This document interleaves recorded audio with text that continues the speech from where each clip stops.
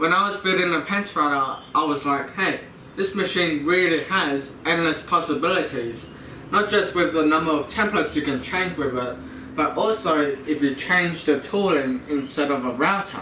After I saw Matthias Wandel's plasma pantograph machine, I was like, well, why don't I just put a wood burner in a pantograph and then have it function like a laser cutter? So I've grabbed some plans for the wood burner that I've got, and it is mainly based on the Pantograph plans I got from Matthias.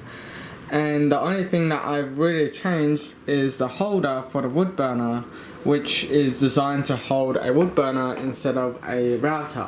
The process is basically the same as the pantograph mechanism for the Pantograph. I've got all the parts cut out, and I've also drilled out the holes, and I did this with a 6mm brad point bit.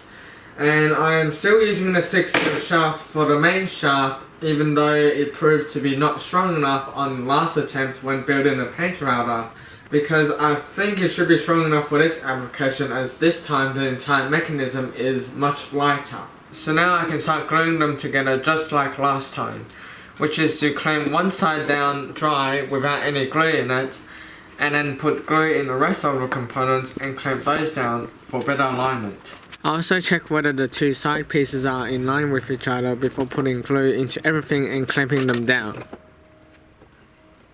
While the glue is drying, I'm going to start making the components for the wood burner to mount to, and the shape is a little bit complicated, but I should be able to manage it. I'm writing a letter R on the surfaces that I'll be referencing off with.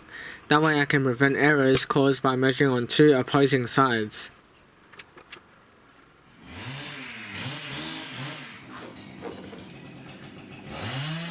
I can then mark out our vertical positions with my calipers and use a center punch to create a divot for the drill bit to follow. Just like all the other linkages, I am clamping both sides down and gang drilling them.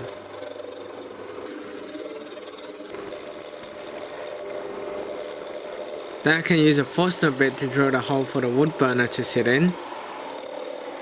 By using a drill bit and a steel pin to align the holes, I can do a little bit more shaping on the table saw and the bandsaw.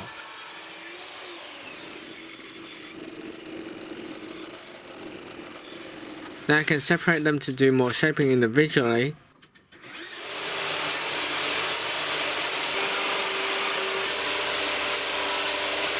To mount the wood burner onto the link, I've made a small piece of wood with half a hole drilled into it, and that just fits on like that.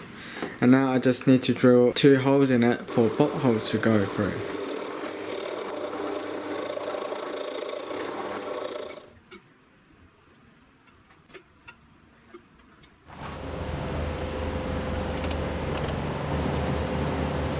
With this working so nicely, I'm going to start gluing this up. And I'm going to do it on a piece of glass to prevent any twisting.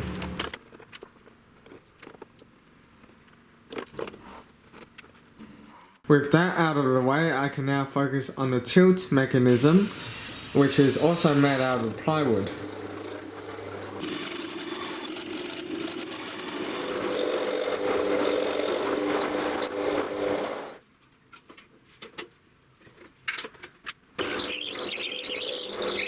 So the tilting mechanism and the base goes kind of like this, with that on top, and this link connects to the long link over here, and then this gets connected with the holes on the base, and then that whole thing tilts like that. So now I'm going to start assembling this and gluing it up.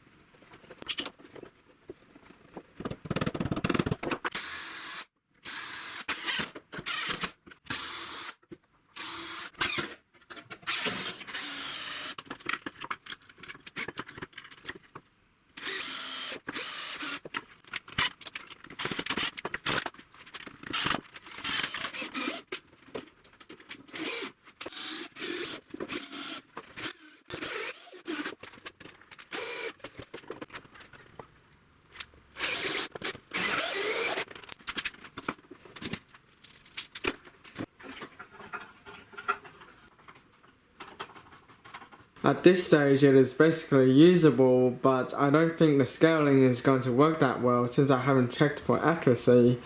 But let's try it out anyways. I'm turning this on maximum heat. And now let's see. Oh yes, and the plunge is actually a little bit tight.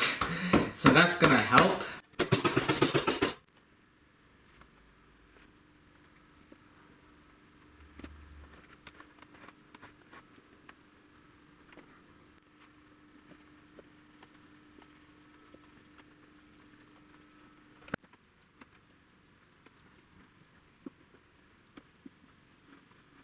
Now that's impressive. It felt like I had total control over it. Even though the link's a little bit tight and I think I can do a little bit better, but whether or not the scaling works, I don't think that really matters. Because all along I was actually looking at here and not the template side over there. But I think there still could be some improvements to be made, and I'm going to do that in the next video.